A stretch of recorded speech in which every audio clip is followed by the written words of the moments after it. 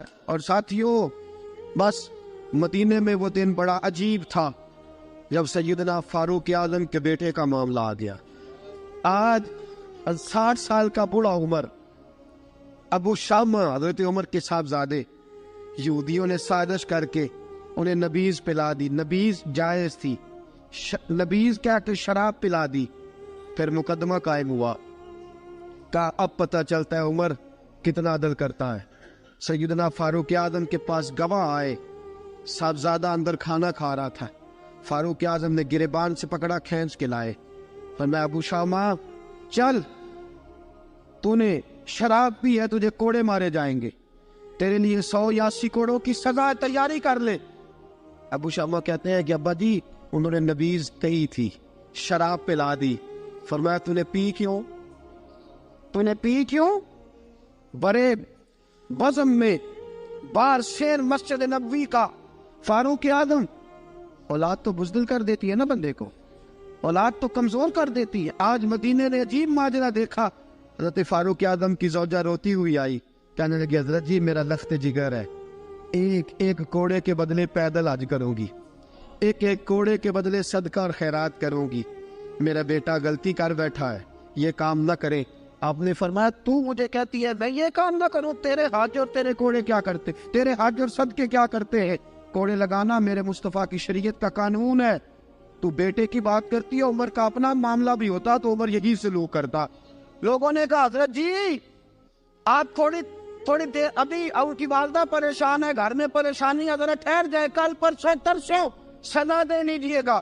فرمایا تمہیں یاد نہیں جب مدینے کی ایک بی بی نے چوری کر لی تھی اور میرے مصطفیٰ کی بارگاہ میں کہا گیا تھا حضور ذرا ٹھہر جائے، سزا نہ دے، تو حضور نے فرمایا تھا اگر فاطمہ بھی چوری کرتی تو ہاتھ کاٹ دیتا۔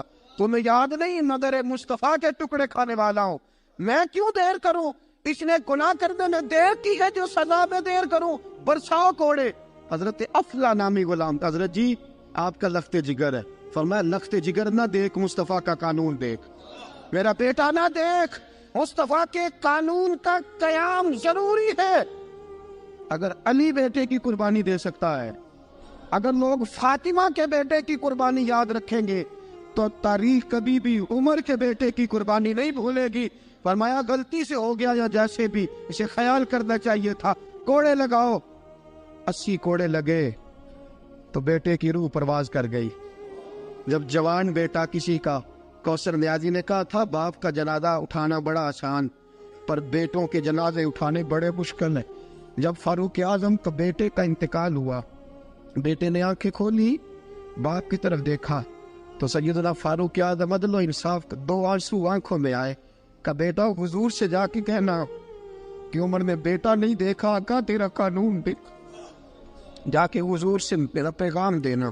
حضرت ابو شامہ رضی اللہ تعالیٰ عنہ وصال کر گئے۔ تاریخ کیسے کیسے منظر ازالت الخلفاء شاہ ولی اللہ کی بطور والا پیش کر رہا ہوں۔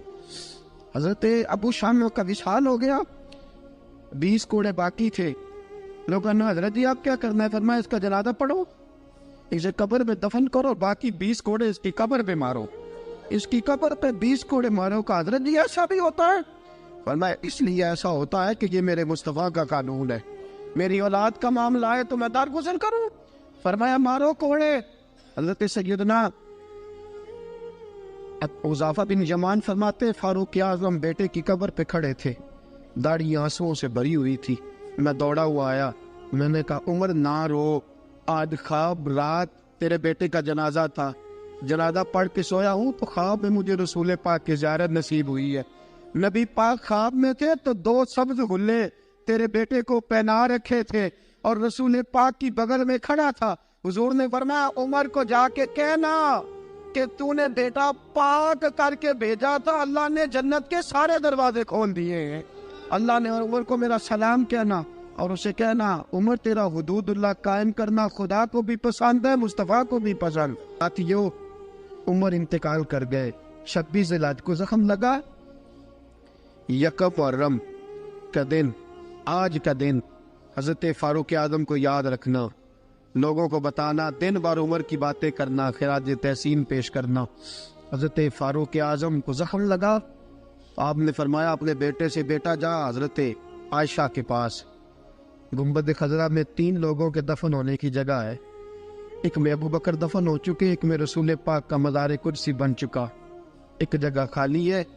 جا کے عائشہ سے پوچھنا, مجھے پتہ ہے وہ 18 سال کی عمر میں رسول پاک پردہ کر گئے تھے. 18 سال سیدہ کی عمر تھی. عائشہ نے جگہ اپنے لیے رکھی ہوئی ہے.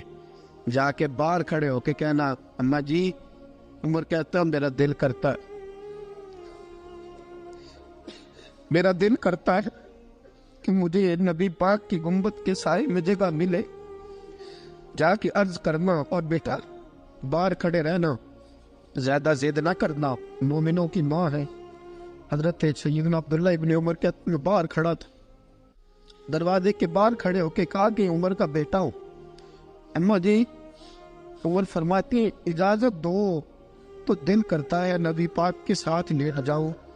وفا میں گزار دی عمر ساری, ساری زندگی لے سجنا آسا توڑ نبھائی, دل کرتا ہے حضور کے ساتھ لیٹنے کو.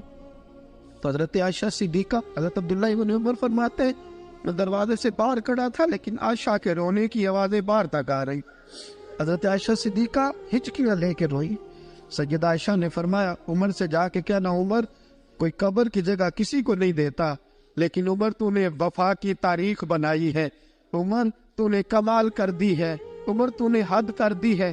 عمر کو جا کے کہنا کہ میں جنت البقیع میں دفن ہو جاؤں گی, جہاں میرا وقت آئے گا دفن ہو جاؤں گی, لیکن عمر تیری خدمات کہتی ہے کہ تجھے نبی کے ساتھ دفن ہونا چاہیے. سیدنا عبداللہ ابن عمر فرماتے ہیں کہ جب دفن ہونے کے پانی پر سہیلیاں رنگا رنگ کھڑے, ترے اوسدا جانیے جس دا توڑ چڑھے. فرماتے ہیں آیا, عمر کو آ کے بتایا, پیشانی خون سے بھری ہوئی. عمر نے سجدے میں رکھ دی, رو کے کہا آج میری توڑ نبھ گئی ہے. حضرت فاروق اعظم مصطفیٰ کے ساتھ لیٹ گئے. میرے نبی نے فرمایا عمر میں تجھے اپنے پڑوس میں دفن کر رہا ہوں, تو نے اگر راہ وفا میں بیٹے تک قربان کر دیے ہے نا, تو قیامت تک جو مجھے سلام کرنے آئے گا تجھے بھی سلام کر کے جائے گا.